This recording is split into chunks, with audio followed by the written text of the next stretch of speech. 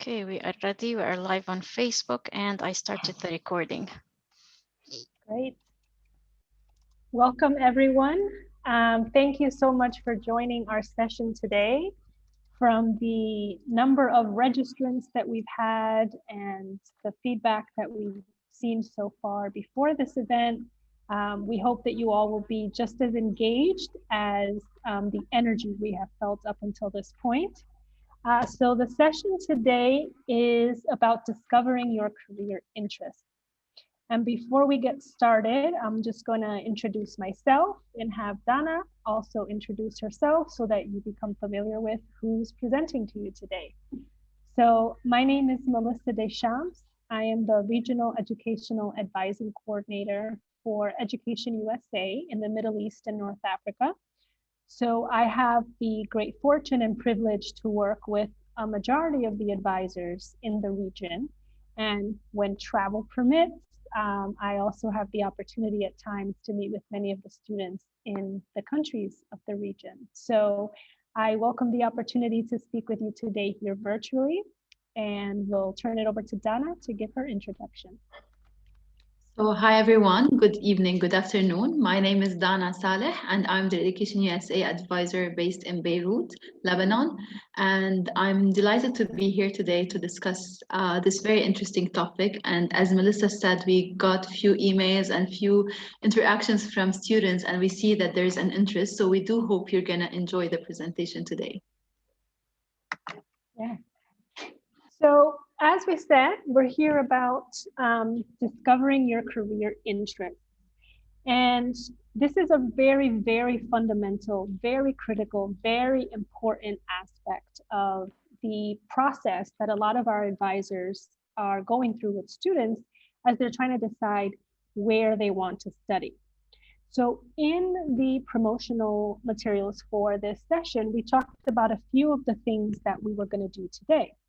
Some of that is learning about some of the different career development theories, how they affect you, how you can utilize those.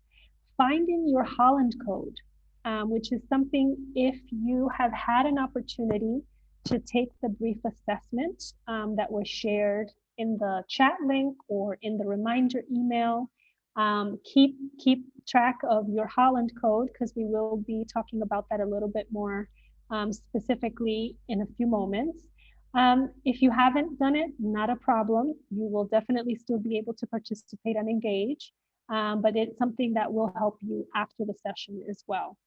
And we also want to help you uncover some of the careers that are related to your personality traits.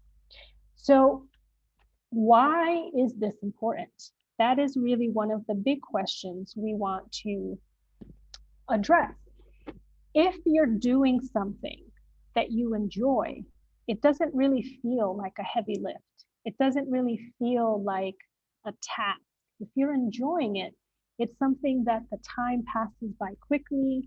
It's something that gives you energy. It's something that makes you feel fulfilled and satisfied and like accomplished. So, why shouldn't your choice in career, in job, in activities, be those things that give you that feeling, that sense of this is what I should be doing, not just what I want to be doing, this is really what I'm meant to be doing. So choose a job that you love and you will never have to work a day in your life. And that's really what we want to help you identify through looking at some of these traits and these career development theorists. Now, how you do that, this is something that with the first theorist we're going to talk about, you will learn that this is something you do throughout your life. You explore different activities, you try out different foods, you travel to different places, you experience new things. And it's not just so that you know what you do like, but it's also so you know what you don't like. That's also just as important a lesson as figuring out the things that you enjoy, the things that you're strong and skilled at. So, how we do that when you're young, you play, you ask questions, you observe, As you get a little bit older, you start trying different activities. You're learning different things in school. You're engaging with different people and gaining different perspectives. And all of this fits into what we're going to talk about with the first theorist.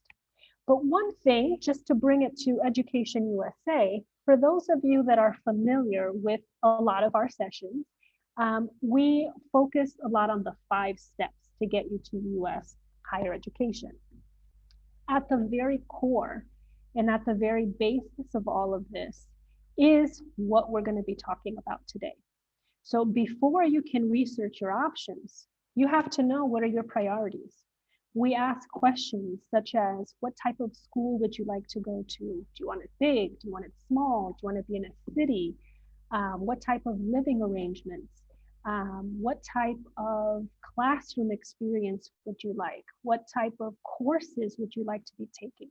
So all of the things that we're talking about today really also and reinforce and form a basis for the work that we do with students when we're going through our typical 5 steps to US study. So this is all very fundamental, very, very, very important as well. Now, before we move a little bit further, as we talked about, we do want to get some engagement from everyone. So we would like to ask if you can type in the chat how many people have already taken the assessment. You can just say yes or no. And that's more to give us a sense of how many people might have their codes or not have their codes so that we can kind of focus the conversation that way. So you can just type yes or no and just give us a sense. And I'm liking the engagement so far. So thank you all for chiming in. Okay, this is great. So the first theorist we're going to be talking about, his name is Donald Super.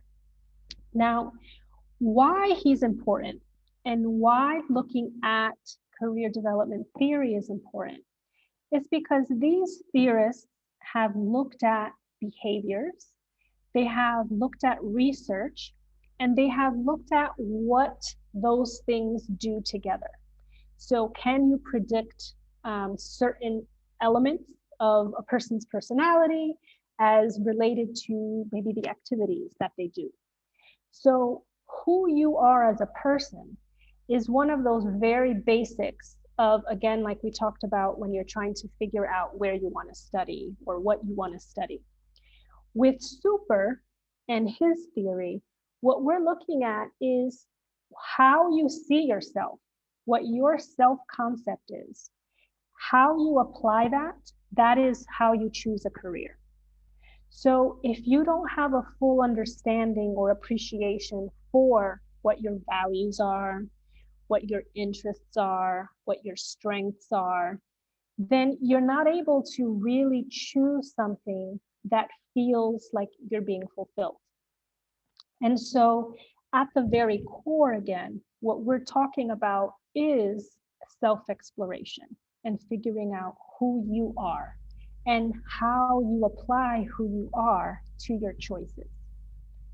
So some of the very critical elements of that, there are different components. You have your personal components and you have your environmental components. So how you grow up, what are the things that you identify as being something you need? What are the educational experiences that you've had? How do you determine your values? What are the things that you value?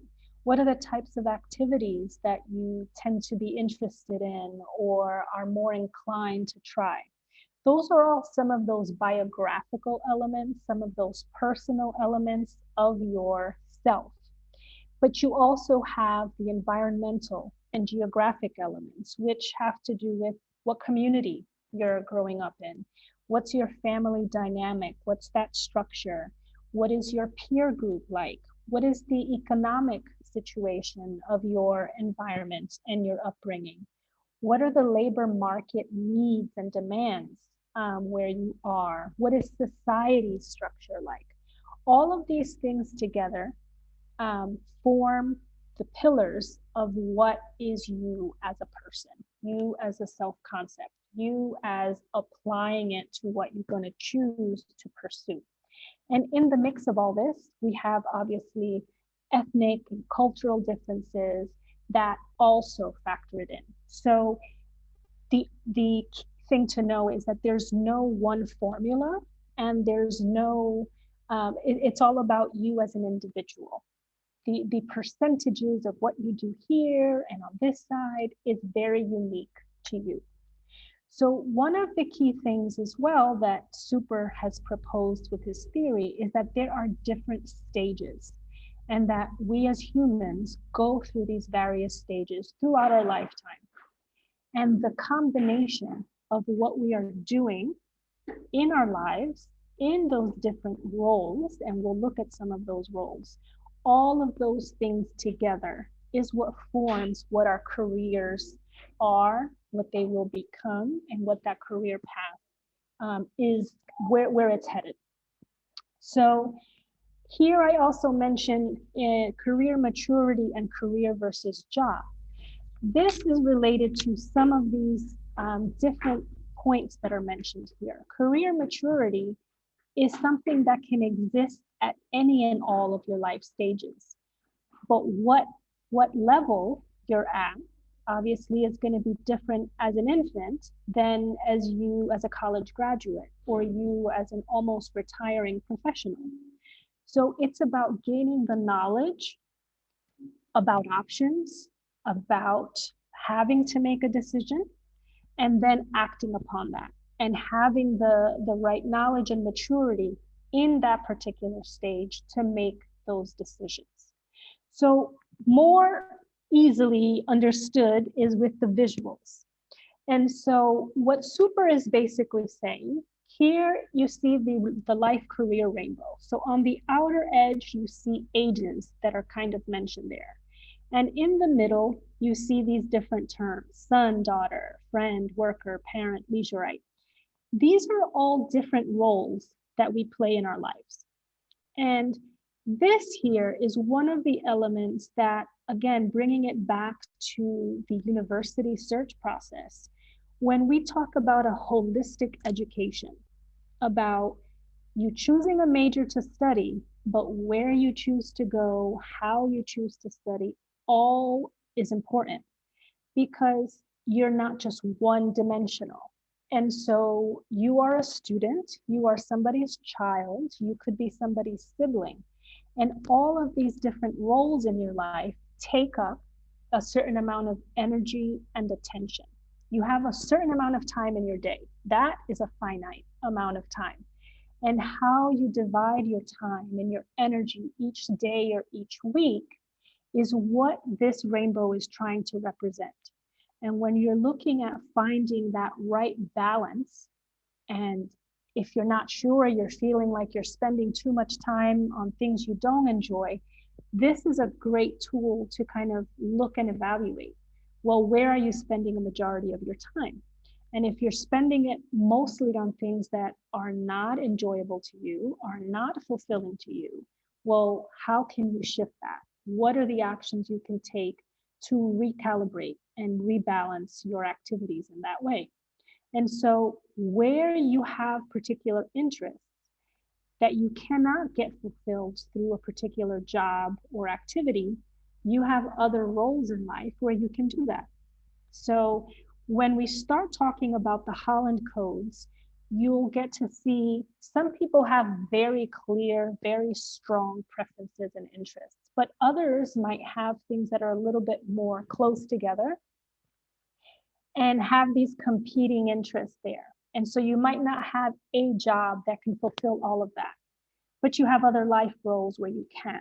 And so this is where looking at and understanding all of the roles you play, understanding how much time each of those roles take in your day and the energy you're putting into developing them further, this also helps you with the career interests process.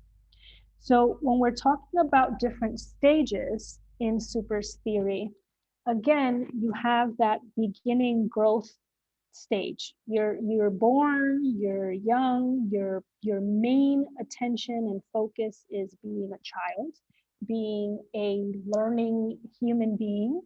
You're going to school, you're gaining new experiences, learning how to socialize and have friendships. And then you again start growing, getting into the exploratory phase. You're getting involved in sports. You might be getting involved in after school activities, in different clubs, in different volunteer opportunities. And then that is going to lead you. Generally, this is the stage where we're working mostly with students who are trying to choose where to study, what to study, so that they can do this specific career that they might have already determined is what they want to be. What we want to make sure is that you're having some of these self exploratory conversations, some of these activities, because you need to make sure that they're aligned. Have you considered your interests when you're choosing this major? We know that a lot of times families heavily influence your choices. You know, they want you to be a lawyer or a doctor, or an engineer. And those are very big terms, and maybe you are interested in it. But what about those professions? What about those jobs is it that you find interesting? There are so many subfields in those categories that you can then explore further, and that is where you can align your interests. So what we want to do today is talk through some of these even more, in particular with the Holland codes, and give you some tools to take the assessment if you haven't already, and then apply them as you're looking at some career options. And we'll do that briefly at the end, but definitely feel free to type in any questions you might have along the way. We'll have a lot of information thrown at you, but it's information that we hope you can really connect with. And we want you to, again, engage with us and ask some questions so that we can make this very personal to you and applicable. So I'll turn it over to Dana now so we can get into Holland, who will provide the bulk of the work that we hope to do with you today during today's session. Thank you, Melissa. And as Melissa was saying, we're throwing a lot of information towards you, so I understand if it could be a bit too much. Later on, you can follow up with questions, and just keep in mind that this session is being recorded and will be up on our YouTube channel, so that later on, if you have anything you want to go back and listen to this session, feel free to do that, and we will share the YouTube channel by the end of the session with you. So Melissa started with the first career development theory with Super, and now we're going to talk about the other one, which is the vocational choice theory by Holland. So this theory is actually talking about the personality, and when you come to think about certain concepts, or when we're talking about this theory, we need to talk about how people can be described as a combination of like 6 types of personality. So the very first one is the realistic, then the investigative, artistic, social, enterprising, and conventional. And you're probably saying, what are you talking about? So we're gonna go into details and we're gonna talk about each one. So don't be scared yet. But what I want you to know that each person has a different a personality type. So you're gonna have a combination of 2 or more of those categories. And then the other thing that you need to know is also jobs or the environment where you're going to be working, the occupation can also be described by those 6 types. So if in an ideal world, what we want you to do is figure out what is your type, what is the type that you're going to get, what are the 2 or 3 codes, and then try to match that with the environment, with the occupation that you're gonna hopefully pursue. The reason why we ask you to try to match this is because Holland actually said that if a person can find a work environment that is compatible to the code that they have, then they will most likely be satisfied in their job, they're going to be happy, and they're going to be productive. So in an ideal world, this is what will happen. So let's talk more about those codes. So I said there are 6 types, and I said realistic, investigative, and so on. So just in a summary, for you to kind of understand it, realistic is someone who likes to work with math, to work with their hands, to fix things, to also work with plants and animals and all of that. This is someone who likes to be outdoors, to be outside.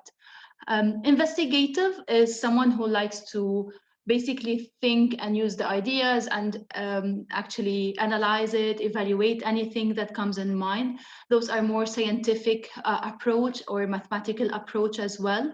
Those are people who would rather be coming up with ideas instead of being around people. And then there's the artistic or the creative part. Those are people who are into creativity, innovation, artistic side. They are people who don't like to be have this routine, or they don't like the structure in a way. And then there's the social part. The social is, as it says, someone who likes to be around people, someone who likes to help, who likes to volunteer, who likes to train others and basically help others find solutions. Then the enterprising, which is kind of someone who likes to influence, someone who likes to market and promote, someone who's a leader and trying to take that leadership position. And finally, the conventional, or someone who likes numbers, likes working in filing or preparing things. Basically, it's more about the clerical ability that they have and how they can get things to be organized. We're gonna explain each one more so that you can understand it further. If you haven't done the Holland test code, I'm gonna put it in the chat box so that you can have a better idea about the test about the code that you have. Basically, you can do it after the session. It would take like 2-3 minutes max, but this would help you understand what kind of type you are, and you can get information about it. So again, for us to understand it more and for you not to be kind of lost with the titles, there's realistic is someone who likes to do things, the doer. Investigative is the thinker. Artistic is the creator. Social is the helper. Enterprising is the persuader. And then conventional is the organizer. This is basically in summary. And for those that haven't taken it, again, as we go through each of them individually, you will have an opportunity to figure out pretty quickly which one you tend to think you are. And generally, that's pretty accurate as well. You'll see the types of activities that you'll say, yeah, I think that's me. So do maybe not that worry. would help But, you. Yeah, let's see if you can guess it. yes. So the test would be something like this, as simple as you would read, it's around 44 questions, like statements, and you read it. If you like it, you just tick it or not. And by the end of the test, you're gonna get Melissa, can we go to the next slide? Okay, so you're gonna get a code like this. And now what you need to know is you need to pick the highest 3 codes. So you're probably gonna get somewhere between like 7, 6, 2, those are the numbers. So you will have to pick the highest 3. And once you submit, the system will give you further like clarification. They will explain your code, they will give you examples. So this would also explain it further for you. So just take that test so that you can understand what are we talking about, and we can help you with understanding your code. So basically the Holland codes in summary, if you are a realistic, if you are the doer, then the skills that you will have are the following, but definitely not only this, it might be even more, or each person might be different. So basically you're someone who likes to play sports, someone who likes to fix things, electrical or mechanical, someone who enjoys working with tools or gardening, being outside, playing with animals, training animals, things like that. Melissa, can we go on next? And then the interest, again, those are your interests, and those are things that you'll be interested in. You'll be physical, you're gonna be working outdoors, as we said, you enjoy to fix things, use your own hands, build things, and work with electrical machines or train with animals and work with plants. And then the possible career choices, if you are a realistic kind of category, you can do anything from landscaping architect to working with equipment, technician, engineering, civil engineering, or environmental engineering. All of those would fit into that category. Next is the investigative. So as a skill for the investigative, those are people who like to use computers and microscopes. Those are people who like to solve mathematical problems, anything that has to do with calculations, with interpreting formulas, analysis, and doing all of those. Basically, this is the skills.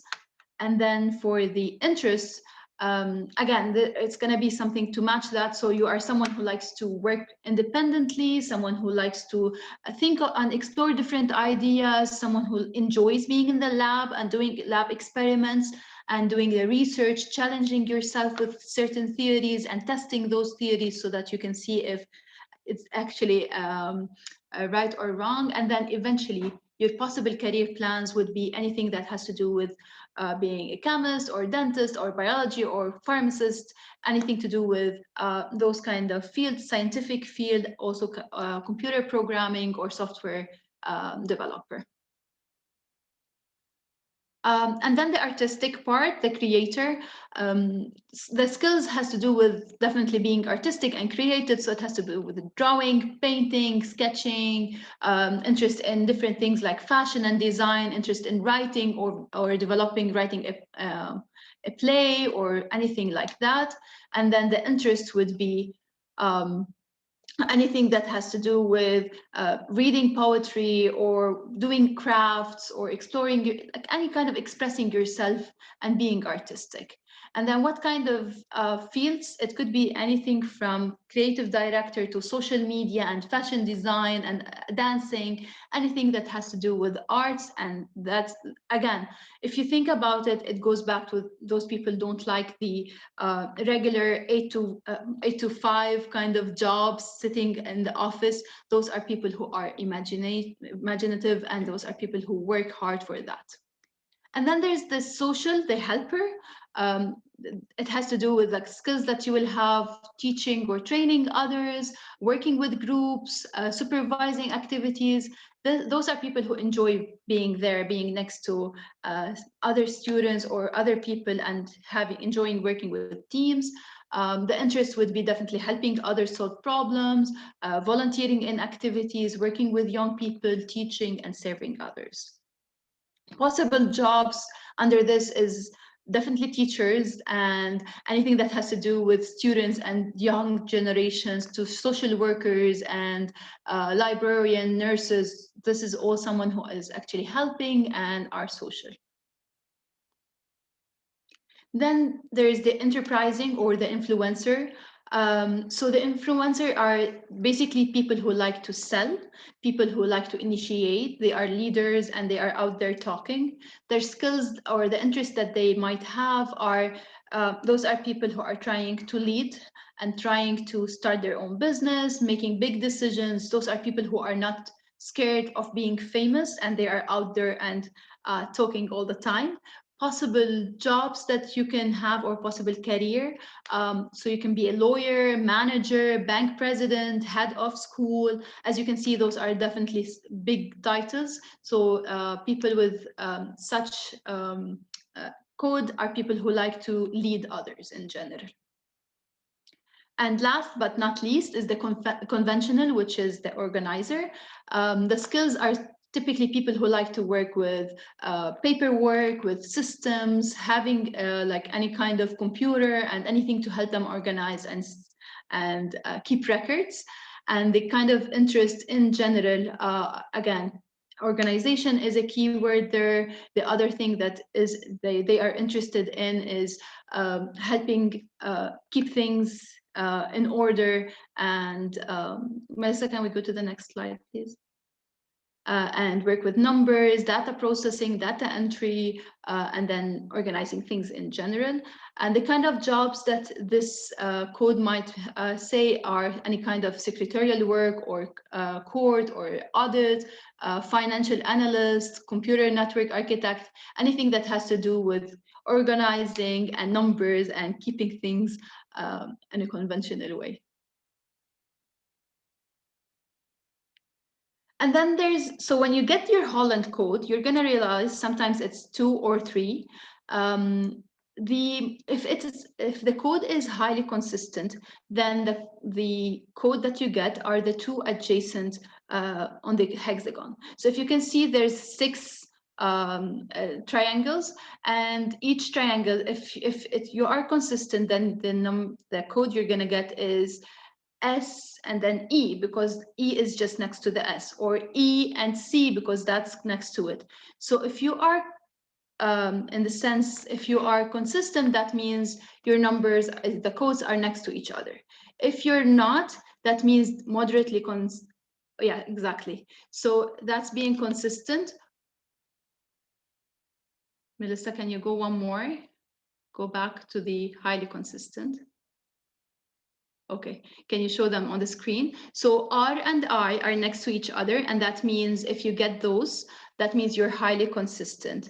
And then the moderately consistent is if you get R and A, meaning you're gonna have codes are 1 point apart from each other on the hexagon, and then so here the R and the A, or the C and the I.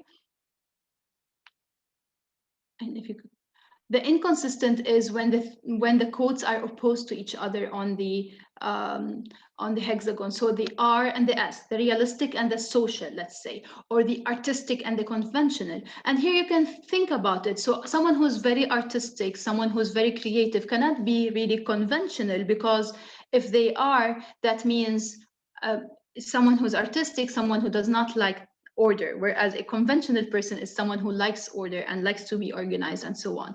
So if you get those, then maybe, and Melissa talked about that before, maybe in your life you are, like your career, you are conventional, but in your other things, in your volunteering, or as a student, or in your free time, you take artistic classes.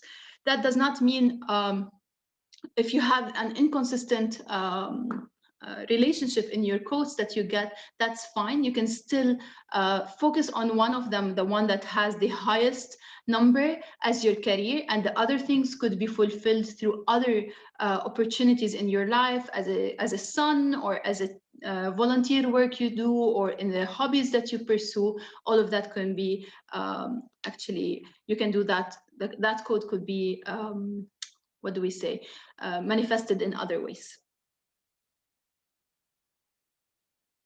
And there's also, some of you were putting the numbers that you got. So some of them, you said, oh, I got 7, I got 6, I got 2. What does that mean? So the higher the number you get for that code, that means this is very distinctive, and you actually have a clear code for yourself. And you know that for you as a person, you have clear expectations, and you know that, let's say in this graph, the really high scores are for realistic and conventional.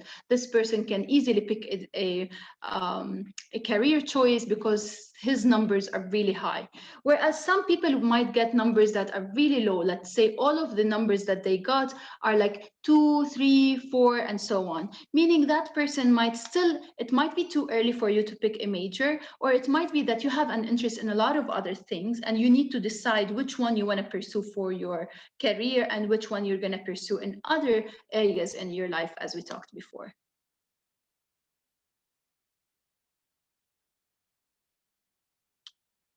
So I think we're going to have a small activity for you. Yeah, so one of the things we want you to do, again, is to pause and reflect. So when you're thinking about the activities that you do outside of school, and I should say outside of the classroom, not necessarily outside of school, outside of the classroom. So these are things that you get to choose that aren't necessarily dictated for you. What are those activities? What are the types of free choice things that you are choosing to participate in? And you can put some of those in the chat. So we can get a sense of, are you involved in sports? Are you involved in debating?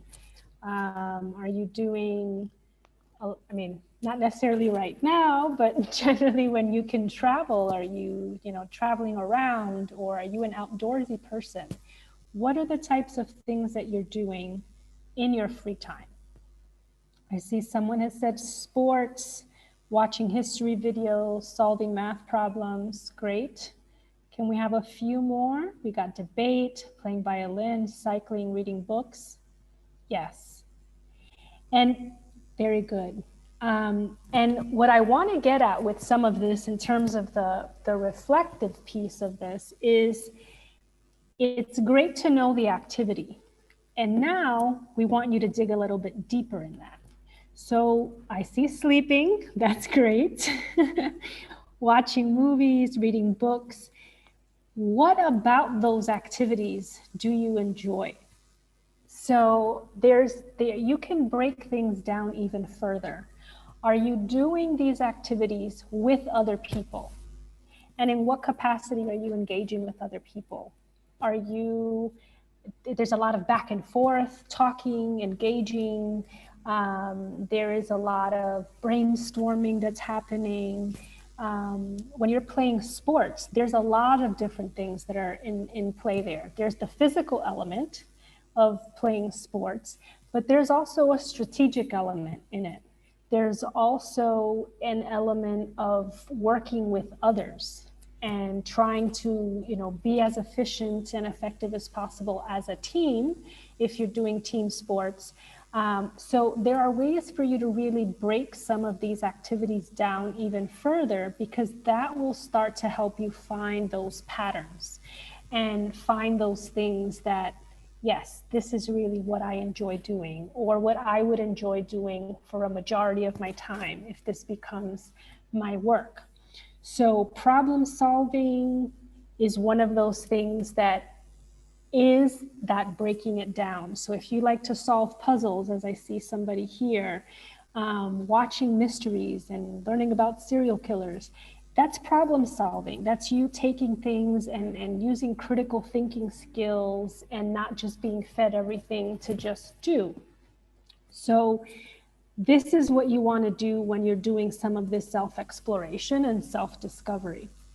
Another element that we talked about is values, and figuring out what it is that you value. And again, the combination of what you value will be particular to you, and how you choose to have those values reflected in your different roles, again, will be particular to you. There are some situations where you value time with your family, but you also need to work. And in order to work and get enough money to support your family, maybe that choice is taking away from your family time. That is a point where you would have to then evaluate, is the value of spending time with your family in that particular time more important than the work taking you away from them to support them? And again, these are issues and options in life that come throughout different stages that you have to evaluate what you value and how much you can actually apply that in your choices. And again, it's finding the right balance. So these are some of these things that you have to factor, and they're not always going to stay the same. So as you go through these different life stages, the weight of some of those factors will shift and they'll change. Your roles and the time and energy you're putting into a particular role will shift and change. When you are a college student versus when you get married and now you have your own family, when you're taking care of parents, and how you divide up your time, where you choose to work, how far do you have to commute, how much study do you have to participate in to become qualified for the particular career. These are all things that you will have to balance, but it's part of the career maturity in learning about the different options, gaining the knowledge to be able to make the right choices. And when I say the right choices, it's not about right or wrong, it's about the right choices for you in that particular time. It could shift again. It could completely change. As Donna was talking about the inconsistent codes and how those things don't necessarily mean you can't participate in artistic and conventional activities. It just means in which aspect of your life will you engage in that?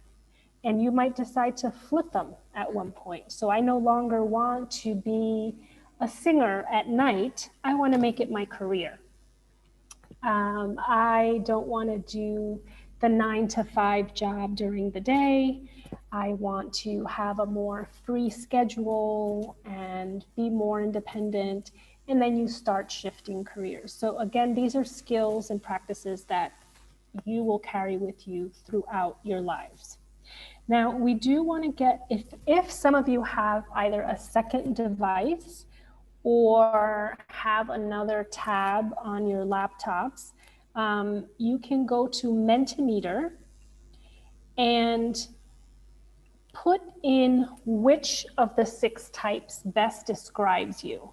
And this is whether you've put in your code, whether you actually have your actual code or not. But having listened to the different descriptions, you can go to menti.com and then the code to enter there to get to this particular slide.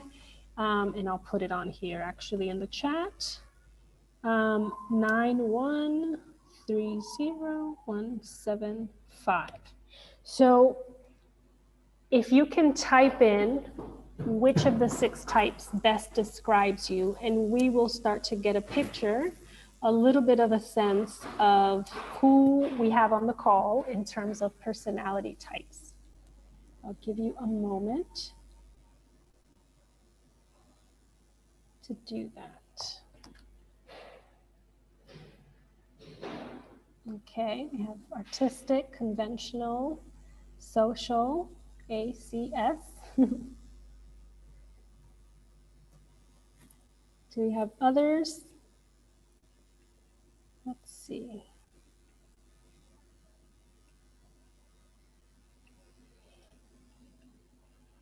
Okay, here we go. Now, as you start seeing some of the codes that are coming up, you should also start to think back to what activities you engage in that you can see as a good correlation for that. When it comes to me personally, my top 2 codes would be artistic and social. Now, sometimes the terminology can be somewhat misleading. So in terms of social, I'm actually an introvert. So I don't necessarily gain a lot of energy and excitement from always talking to people and being around people. What I do enjoy is being helpful, is being able to teach or educate. And where some of the artistic elements come in is in my personal time, separate from this job.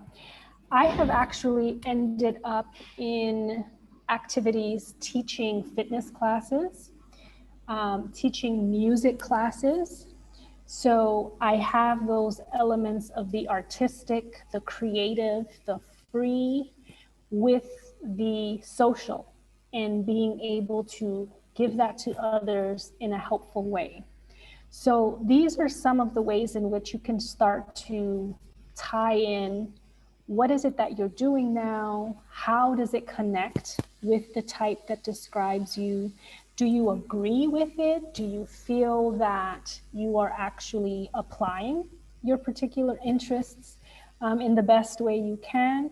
Because one of the things you also need to be mindful of is the pressure from other people and the influence from other people. And whether you decide this isn't going to be a good path for me because of what other people will think. And it's a very delicate balance, because when that pressure especially is coming from family and from parents and telling you this career choice or this option of what you want to study isn't a real career, isn't a real job, you have to go back and figure out, well, are you going to enjoy taking classes in something that you're not really passionate about? It's going to be a lot more difficult. Are you going to be satisfied in your job?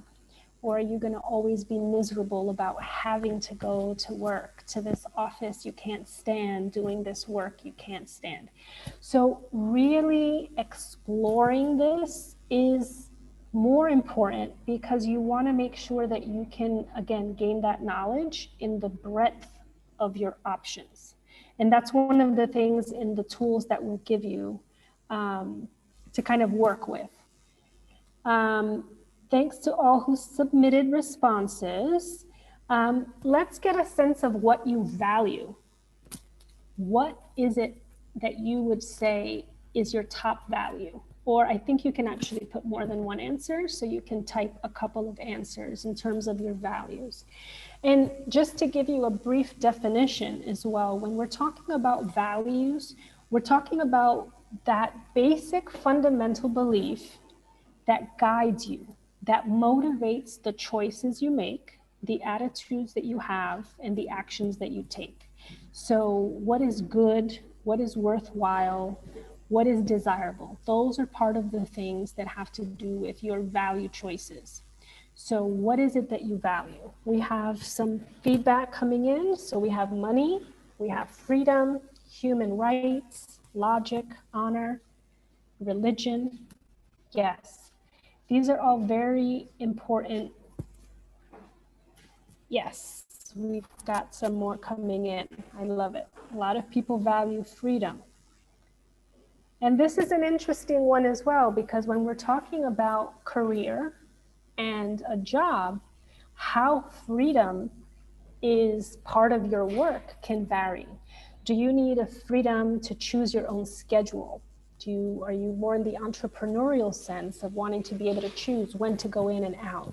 Do you need freedom of choice in the projects that you do, or freedom in carrying out assigned projects? So really understanding what some of these mean and how they can be applied in a work environment or a university environment or a home environment is very important for you to also to gain. So again, the values component is very important in looking at these career choices and options. There's so many different assessments that you can also take that look at, obviously we've shown you one, the RAIASIC test, but there's also ones that look at your values and then help you put together, well, if I value my religion and my Holland code is, whatever the two codes are, what type of work environment should I be looking at or exploring to make sure that if that is my primary value in terms of how I want to express myself or how I want to conduct business, how can you incorporate all of that together? So those are some key things to have there. And the final question we'll have you kind of chime in. We love having you all contribute so we can feel like we're talking to you all in this virtual environment, which we did ask you about earlier, but so that people can see it all in one screen, what are the things that you do in your free time? And then we can talk a little bit about what values you might see in some of these activities, and how some of the career interests factor in. So hanging out with friends and reading, I can see, freedom being one of the values that are included in there. Sports, read, listen to music, solve puzzles, read, paint. There's some creative elements here. Been learning a new language, which also goes towards being challenged, being pushed to learn new things. Volunteer work, wanting to be helpful. These are great. But So you, Melissa, if I may yes, say, just whatever you do in your free time can also help you decide later on in the career that you're going to pursue.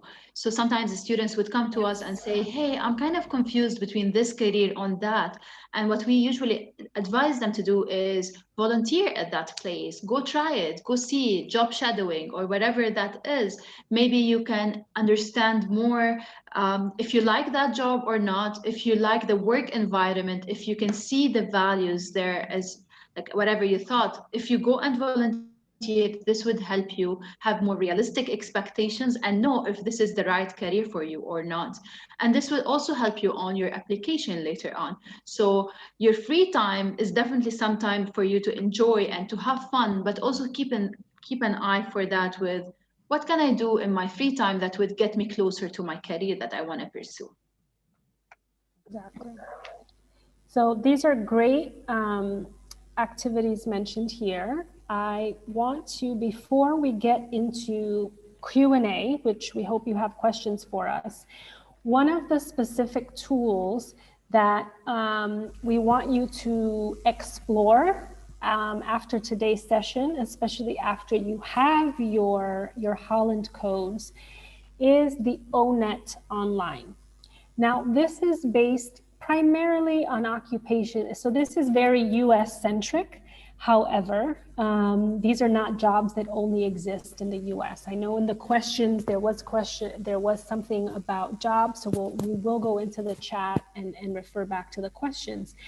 But this is a website that you can go to and actually look through occupations based on your Holland code types. And here, I'll go back here for a moment. I picked one, I picked realistic, but you have the opportunity to pick your 3-letter code. So your first one, which is the one with the highest number, you can pick a second code and even a third if you like. And it gives you a whole listing of different job titles that fall under that particular type. So I had picked civil engineers. So I know we have a lot of engineer interests in the region. And this will bring you to a page that has a summary of what that particular job might entail from a task perspective. What are the types of technological skills that would be helpful to have there? What is the kind of knowledge, the abilities that might be something you might want to work on, work activities? So this really gives you a sense of a clearer picture. So when we're talking about knowledge again, in order to make choices, you have to make sure you have as full a picture as possible to make those choices. So go through some of these different jobs, some of these titles, and get a sense of independence is one of the work values that's included in there. For those that have freedom, does this resonate with you in terms of what that would look like? It gives you so much detail that you're able to start to really pull together a better sense. I mentioned early on in the presentation that oftentimes we have these big titles of a job that we want to do. I want to be an engineer. Well, what kind of engineer? What kind of industry? What kind of activity would you like to be engaged in? Are you drafting things? Are you manually, physically building and creating things? Are you more on the project management side? Are you more on the safety and implementation side? So again, it's about really delving a little bit deeper so that when you're making these choices of what my career is going to be, so this is what my major is going to be, so this is where I'm going to go study, that you're making it based on you and who you are, who you see yourself as, And again, separate from that external influence, separate from what others think you should be doing, so that you can then work on putting the two together. So this website, and you can look it up, it's Onet Online, really gives you the opportunity to explore different careers. Again, looking at them based on codes. For those that don't have maybe, a clear picture in their codes, go through some of them and see what looks like it might be of interest to you. And that can also help in your search process. So, we want to take your questions. We want to look through the comments and answer back to some of those. But just again, emphasize, who in the world am I? That is a great puzzle. We are very complex beings. We shift in perspective as we learn, as we grow, as we experience new things. And so the constant self-reflection is really essential if you want to feel fulfilled, if you want to be satisfied in your work, if you want to feel accomplished, if you want to be happy. And so this is part of that process. And it's part of the process that's not, again, just for studying, although that is our angle.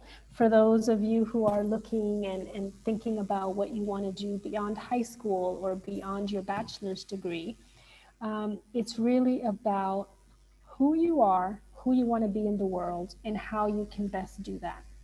And these tools to identify your interests, other tools that help you identify your values and look at your strengths are the best way to guide you there.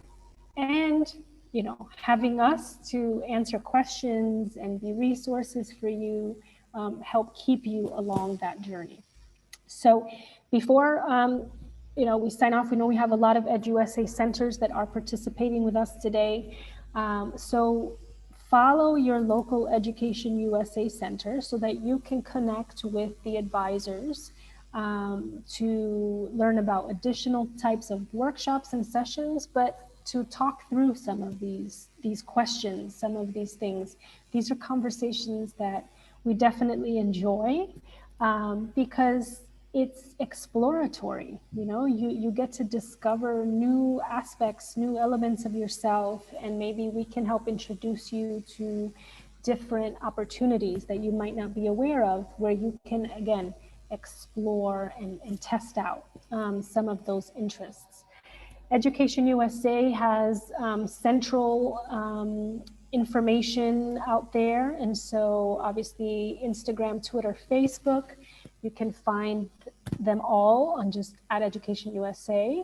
And you will, again, get general EdUSA info, but to connect with your advisors in your countries, you want to just double check the educationusa.state.gov website, so you can look up the centers closest to you and connect with an advisor. As Donna mentioned, we are recording this. We will have this available for you to go back to, review the slides, hear and see the descriptions of the different types, and we will have that up on our Education USA MENA YouTube channel. So that is going to be available for you there. Now, we would like to thank you all for joining, and now get to your questions and your comments. I will stop sharing so we can talk more. Okay. Let me just open the chats. Oopsies.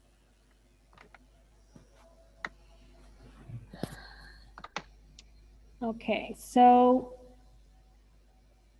I like some of the questions and comments here because it has you starting to think about environment and where you're working. So you like to be, we have Andrew says he likes to be in an environment where everyone is equal. There's fairness between all for anything. This way you can be successful and be accepted.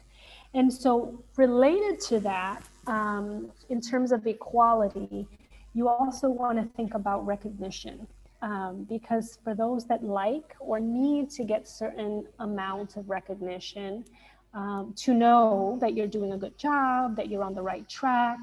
Again, these are all things that you should be aware of yourself, because sometimes you might say, well, I don't need a certificate, I don't need an award, I don't need a thank you or an email all the time.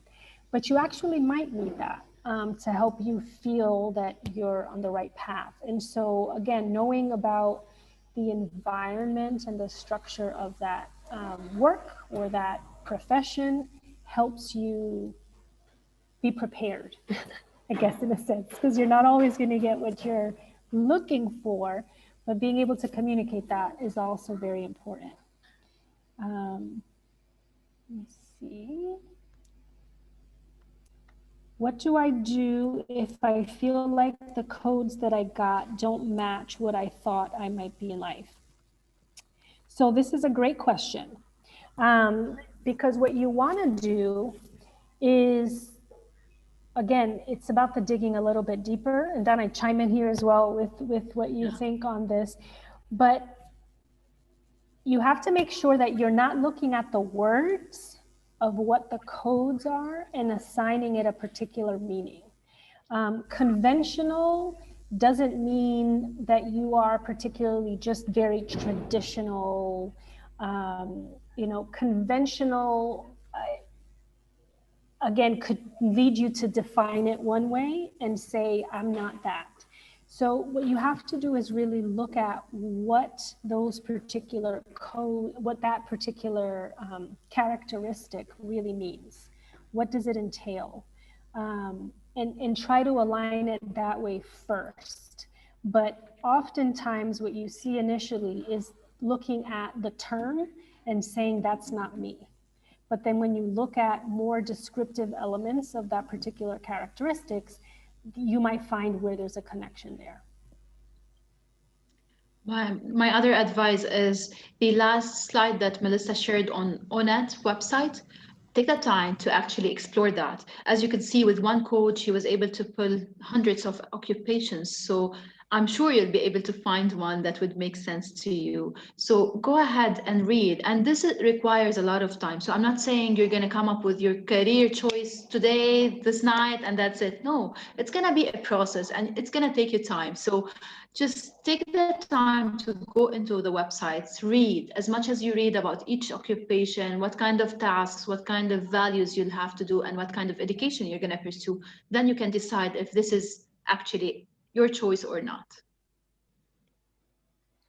Yeah, and someone mentioned about being indecisive. And again, not everybody is meant to know right when they graduate what they want to be doing for the rest of their lives. And honestly speaking, the trajectory of careers nowadays is that people will change professions, change careers multiple times in their lifespan. So it's not always about what you're going to choose to be stuck with for the rest of your life. Because if you feel like you're stuck with something, there's an issue right there as well. You don't want to feel like you're stuck doing something. What you choose should feel like you're excited about it.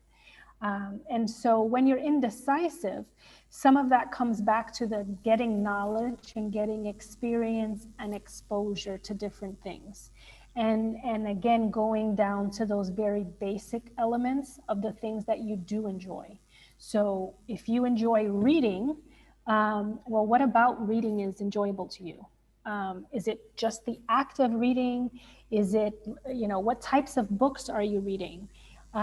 Is it the spending time alone and being in a particular quiet mode? There are things that you can do to try to break that down again and see what about this is exciting to me? What about this is enjoyable to me? And you start to do that for, 2 to 3 of the activities that you most enjoy, and you try to find those common elements in that. When you find those common elements, then you can kind of go back and say, okay, where does this fit in terms of the interests? Does this work with my codes? I mean, that's where you can go back and look at the codes and the descriptive elements, not just the term, not just the title, and see, okay, is there a connection here? Because that's when then you can start to become a little bit more decisive about, you know, the types of things that you do. And then if you have that picture, then you're able to start to choose things based on that and say, well, if I enjoy doing things on my own, and, you know, reading text and maybe thinking about new stories or finding connections in things, what other activities could you be doing that draw on those same kind of skills, or draw on those same types of energy, I guess is what it would come back to, you know, what can you connect to that? And then choose some activities, test it out and say, okay, if this is enjoyable to me, then I should enjoy this. And if you do it and you don't enjoy it, go back and kind of evaluate, why didn't I enjoy it? What part of it did I not enjoy? And that's where you can start to, again, put together that puzzle of all the different pieces and elements that will work in what you choose to do. So let me see if I can. Melissa, if you don't mind, my only advice as well as an Education USA advisor is if you study in the US, the educational systems allows for flexibility. So even if you started a major and you decided that that's not your major that you're interested in, the educational system would allow you to transfer to another major and decide that that was not the actual calling for me and I want to change my career. So keep that in mind. And again, reach out to the education center in your area and talk with an advisor about that and how you can actually change your major, or when are you supposed to declare your major, because that could also be an option for you. Yeah. So we have some new questions. I've scrolled through some. Okay. My career interest is different than what my parents want me to pursue. Any advice to convince them to pursue my career interest? Can So I take that this is as something that's someone from yes, please. someone Yes. from the Arab world? I totally understand. And in the Arab world, it's always you have three choices: either be a doctor, an engineer, or a disgrace to the family. So I understand that. However, you need to have this talk with your parents. You need to open and sit openly with your parents and tell them, hey, I know you are expecting me to become an engineer or a doctor or a lawyer, but that's not what I'm interested in. Show them the quizzes that you take. Show them the things that you're interested in. Let them see what kind that you have a plan. Maybe that would convince them. The more information you can share with your parents and the more you're prepared with your argument, the better it is that you're going to have an argument to convince them. I know sometimes it's hard, but after all, remember, this is the job you're going to be stuck with, or the career you're going to be stuck with, or you're going to pursue. So you want to be happy in that and you want to really work towards that. So definitely have a chat with your parents. It's your right to pursue whatever you are interested in. Yeah. And it's not an easy conversation. But it's a conversation that has to happen over multiple times. It's not going to be, let's sit, have this conversation and be done. Having the conversation and doing some of the exploration with them helps with that, because then you can demonstrate, you know, I'm not just going against this because you want it. I've thought about it. I've done my homework. I've done my research. I've looked at all these different things. And this is where it seems that I would be the most happy and most successful as a result. So again, it's having that conversation over multiple different times, but having them be a part of that discovery process with you. Because again, sometimes it's about communication, you know. What about this particular job? You know, sometimes it is the prestige factor. Sometimes it has things to do with, you know, how it's viewed.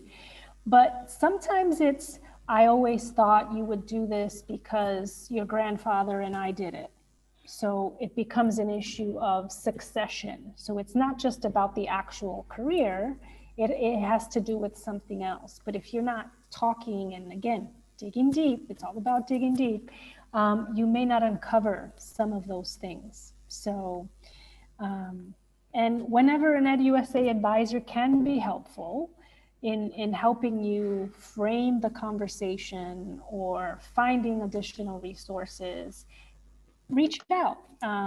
It's the more help you have in figuring these things out, the easier it will be for you to have those conversations. I'm a senior student, but none of the majors I see on university websites catch my attention. So how can I really dig deep down to know what I really want to major in?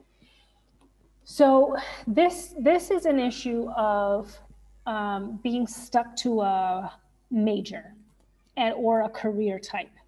And this is where I think this particular exercise today of figuring out interests and using that Onet website can be particularly helpful to you. Because instead of looking at a specific major, what is it that you want to be doing? Do you want to be in an office? Do you want to be talking to people? Do you want to be teaching? Do you want to be working at a computer? Or do you want to be out and about? You need to figure out some of those pieces first. And then you can start looking at, well, what can I do that allows me to travel a lot, talk to people, not have a regular 9 to 5 at my desk schedule, routine. Some of those things are jobs that you wouldn't necessarily know unless you start talking to other people and getting a sense of what do you do for work? What did you study? Because what you also have to remember is that some of the majors you study are foundational to many careers. My bachelor's degree is in communication. I thought I wanted to be a journalist. That was not my thing once I started taking journalism courses. But communication, I was able to take classes, you know, how to write effectively, how to craft a message, how to deliver a speech. I can use that in pretty much any job. So then it becomes about the other things that you do, the other experiences that you have, that then in terms of what you work in will matter.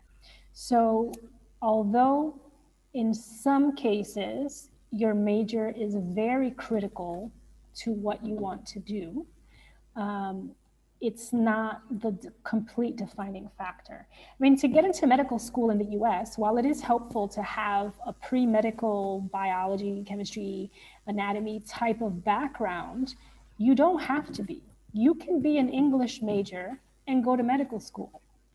So, you know, it's just making sure that you detach the direct correlation as if it's the only thing, and then that will help you with that as well. We have a couple more questions who I think we'll be able to get to before we wrap up. We have another few minutes. So my career, okay, wait, no. How to not hesitate whenever making a decision like this and not be influenced. So that relates, I think, to the conversation like with parents. You have to know and be firm in where you are. You can be more easily influenced if you're still confused, if you're still not sure yourself. And that's okay, as long as you recognize that. And then whatever feedback you're getting is in that information gathering sense. But if you think you're decided and somebody tells you something, you're like, oh yeah, that makes sense. Be sure in knowing where you are in your kind of process. If you're wavering, if you're not sure, know and understand that so that you can put yourself in a position to accept feedback, but not make any choices based on that. That would be my kind of response to that. Donna, you have anything else? No, that's it. We have, what advice do you offer for effective time management? Well, we actually are going to have a session on time management coming up. So you should be on the lookout for the information on the date and registration details for that. But the quick answer to that for time management and motivation, if you rush into things or leave things for the last minute, you're not going to give yourself time to process. As with applying for university, one of the key things that we always say, give yourself time. You need time not just to prepare the things that you need to put together for an application, you need time to reflect.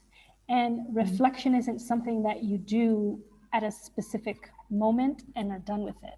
Reflection takes back and forth. It's like if you write your personal statements, it shouldn't be that you sit, write it, and submit it. That should be draft one. You need time to go back, review, think about what you wrote, think about how a reader that doesn't know you is gonna take in the information and rework it. So in the same way, there's that back and forth editing, revising process. It's the same with making these types of choices and figuring out these types of things. You need time. You need to give yourself time to do it, time to go back, and then revise and reflect again. It's a cyclical thing.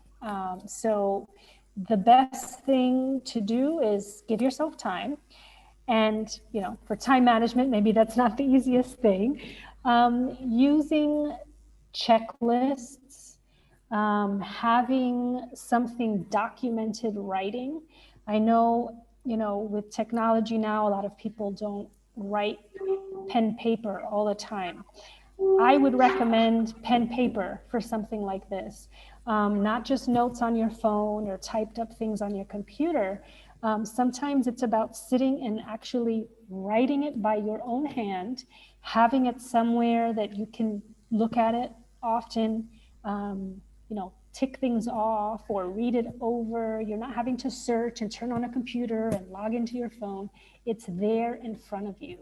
And that type of connection to the things that have to be done will help you stay on track, hopefully.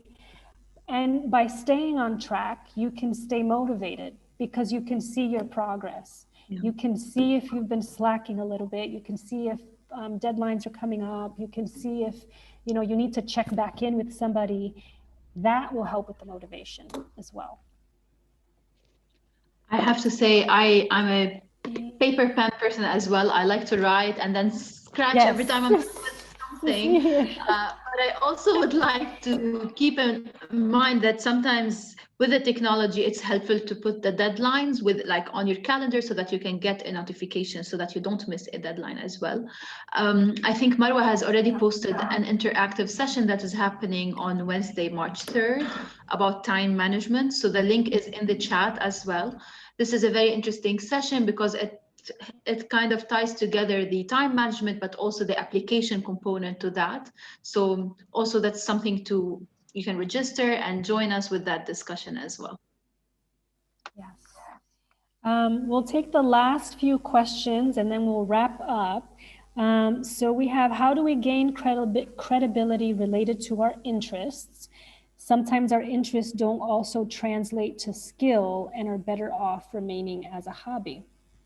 Yeah, we talked a little bit about that in terms of the different life roles that we play. And you may not always have the opportunity, because again, it's about environmental context.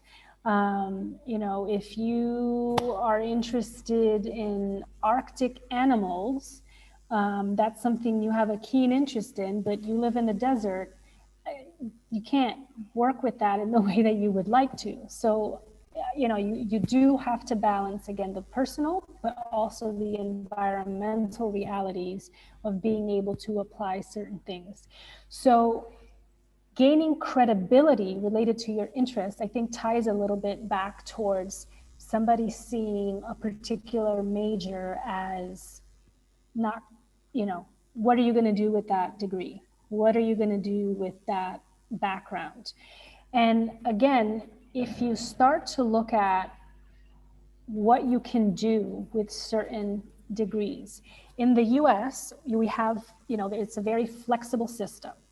Part of that flexibility also includes having two majors, also includes having a major and a minor. It gives you an opportunity to major in something and do activities in leadership and specialize in something else, so that you're still able to get that exposure and that experience without it necessarily being your core fields of study. So with regard to credibility, I mean, again, that's a very individualized aspect, because any and all fields that you're studying and getting a credential for is credible. If it's at an accredited institution, it is a credible degree, it is a credible program of study that you pursued. What you do with it is then where that question comes in. And some of that also is related to, we know the realities in many of the Arab countries, that you need a degree in a particular thing, a very specific thing, to get into a particular job. But part of that involves work on all of our parts in terms of what that US degree can provide. Because again, with it being a holistic program, and especially with the liberal arts education model, you don't just study your particular field. You have a breadth of courses in different areas, so that the skills you're gaining, whether it's research skills, critical thinking, problem solving, teamwork, those are all things that you would have quite an amount of experience in through the different courses and projects, that it doesn't matter necessarily the field, because you would still have those very basic skills that most jobs would value having. So it is contextual to the country you're coming from, but that's where you have to kind of balance if double majoring, major minoring, or finding other interests give you an opportunity to have it all, in a sense. And I think this is related to the next question there. If you want to study a specific major, but the chance of getting a job related to the major is low, what should you do? Do you stick to the major or try another one? I think that's, again, related. I don't know, Dana, if you want to add anything else to that. I think you said it before, but with the American system allowing the double major or major and minor, you don't have to pick either or. You can do both and then pursue whatever you're interested in and see later on what kind of career you can find in your communities. But what I would always say is challenge everything. So even if at this point it's not available or it's not something that you can do, maybe in the future you'll be able to do it in your country. So believe that you can do it and work for that. When I was studying, I studied political science and a minor in, I studied public administration and a minor in political science. I was interested to know more about political science, but I know I'm not going to pursue that in Lebanon. But that was something of an interest to me, and that's why I minored in that. So always keep those options. It's very interesting for you to see what you can work and challenge your community, because I know others have done it before and they were able to be like, they were successful in finding the right job for them. So just don't I don't know how to say, but don't surrender to whatever is there. Sometimes push the boundary a bit. It would be helpful. And the other piece too is that, again, a major in a particular university and that same major at another university, while the basics of it and at the central piece of it, you'll have a lot of similar educational preparation, they're not going to be exactly the same. Yeah. A communication degree in one university and a communication degree in another one can vary like very, very hugely because it depends on the focus. So in some of those cases, what you want to do is look at what classes can you take in that particular major, because then you can differentiate it a little bit, specialize it a little bit more. You know, with communication, I was able to take courses related to entertainment law, because you know you have people in the industry and they need that, or you can do more rhetorical things and persuasive speaking. You can also, you know, do things related to technical aspect of writing marketing proposals and press releases and news articles. So the classes that take, you know, that you can take under a particular major can also guide you as well. Just because you major in psychology doesn't mean you're going to be a psychologist. But the courses that you take as a psychology major of understanding development, different developmental theories, you know, can be applied to social work. They can be applied to teaching. They can be applied to college counseling and advising. So, you know, also remember that the courses, the specific classes can help guide you, but also, like we said, exploring the Onet to see different professions that have different majors that kind of people take in that area. That can also help you, because maybe you're stuck on the major, but there might be another major that's actually more in line with what you actually want to study or do. You just didn't realize the connection. So it's part of that. And then we have, so I got one question. I really love the feeling of having problems solved, but I don't like spending too much time working on it while I'm not making progress. Does this mean I don't like problem solving? Doesn't necessarily mean you don't like problem solving. Problem solving can take on different forms. And so, you know, there's problem solving that is very mathematical, and, you know, there's very exact things that's part of it. And there's problem solving that's much more abstract. And so, you know, if you're solving an equation, a mathematical equation or something that at the end of you can see, you know, where there might be an error, or you can see how close you're getting to an answer, versus looking at, you know, pages of text, figuring out what the problem is, and then trying to come up with solutions. Those are two very different approaches to problem solving. So it doesn't mean you don't like it. Again, it's how do you like to engage in that type of activity? So don't write something off quickly. Just kind of, again, see in what context you're okay with it and in what context you're not. So with that, thank you, everybody. So we are at time. We will post the video on the Education USA MENA YouTube channel. And what we will do as well with the comments section of the video, we will share a link to the slides. So you can have access to the presentation via the same post. So give us a day or two to get that up, and then you will be able to access it and review it and go back at your leisure. Hopefully we see you at other sessions that are coming up. Definitely follow your local Education USA Facebook pages and other social media channels so that you can learn about other sessions like this and engage with the team. We love to get feedback. If you have anything you'd like to share about today's session, or maybe things you want us to follow up on and do a little bit more, definitely reach out, and we will look forward to maybe doing more sessions like this, and maybe a little bit more hands-on with groups and breakouts and having it more workshop style. But hopefully you found a takeaway from today and are able to apply some of the tools and some of the codes to your specific search processes. And yeah, so thank you very much. Thank you, everyone. Have a good evening. Thank you.